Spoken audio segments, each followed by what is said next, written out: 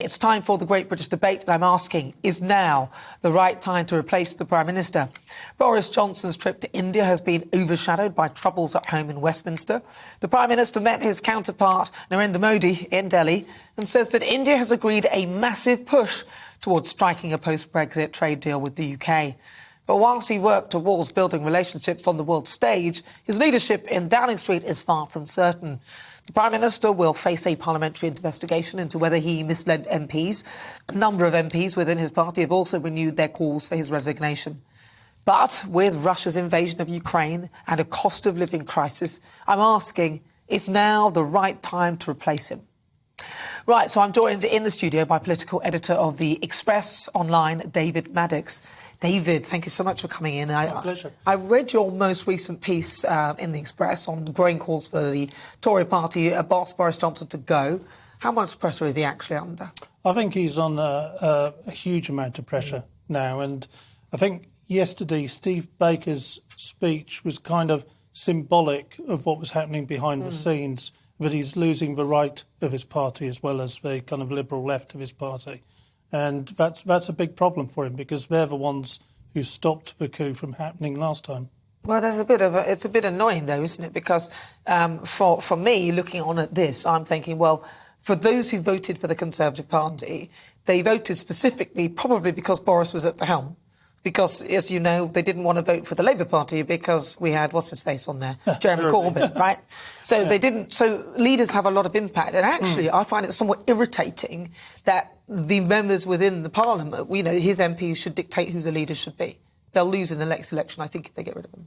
I think you're probably right. I mean, my article was really based on the fact that I can see the net closing in on him and his party, to a large extent, or the MPs in his party have allowed that to happen, and in some cases encouraged that to happen. I mean, some of them, of course, are ambitious themselves, Mr. Baker, well, and Mr. Harper. But yes. it's. I mean, I agree with you. I have no doubt that I think the Conservatives would have won the last election, but they wouldn't have won by as big a amount. And Boris has a cut through that none of the alternatives have. And because when I listen, I hear people saying, oh, well, I lost a loved one during the pandemic and so on and so forth. And I have every sympathy for that because I know that's a horrendous thing.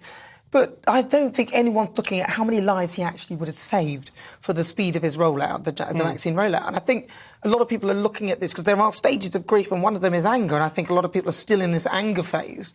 And if you look at the wider picture, there's a lot going on, and this is a very dangerous time to be... Well, yeah, I mean, the wider picture, we have a Prime Minister who has largely got the big decisions right.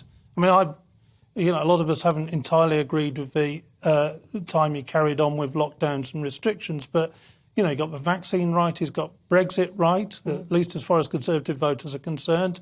He's got Ukraine right in bucket loads. Yeah. And, this is a guy whose instincts are fantastic, but it's the distractions around him which are undermining the good work he's doing. And I read that there was a poll of some description. I can't remember which one it was, so forgive me if I get it slightly wrong. But about 60% of the British public just wanted to move on from Partygate and just wanted to get on with life. We don't, do you think the Westminster bubble and these MPs are so self-absorbed that they're completely detached from the reality of what's going on? I think to a certain extent that's true, but also a lot of them are getting the usual emails and letters and from angry constituents. They're worried about the May elections. They can see kind of wipeouts across various councils. This is the Tories can see that happening. I suspect that may have happened anyway in midterm blues. Yeah. In fact, I actually think that May is going to be the crucial point for him. If he can get through those May elections, even with this investigation, he may still survive this. I suspect if people who don't want him to go come out and support them in that way, then that might help. But Keir Starmer must be looking at this and just rubbing his hands with glee.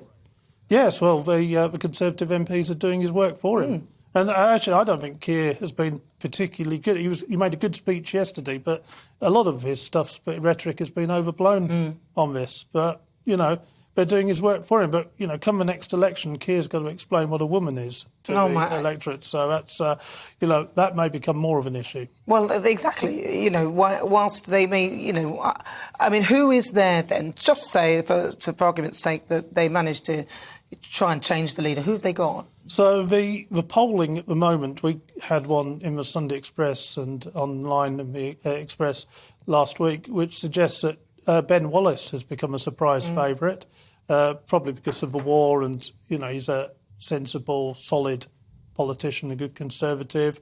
For me, the dark horse in this is Nadhim Zahawi, the Education Secretary and you know Vaccine Minister. I mean, I know supporters of Priti Patel are encouraging her, and of course Liz Truss. But you know, Priti's a bit of a Marmite character in the political world, to say the least.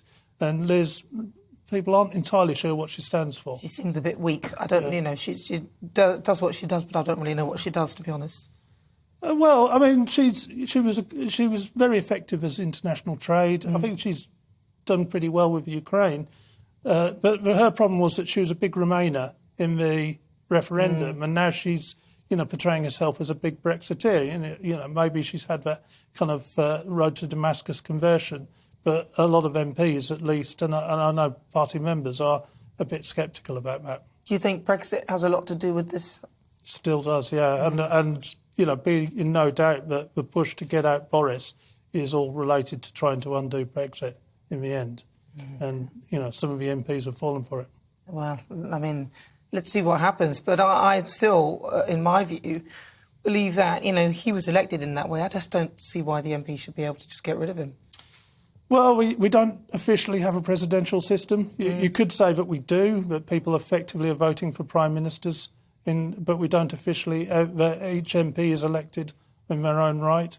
So, you know, there's been plenty of, in recent history, plenty of prime ministers have been knifed or forced to resign. In fact, the last two that's happened too. And, you know, Tony Blair was forced out having won an election.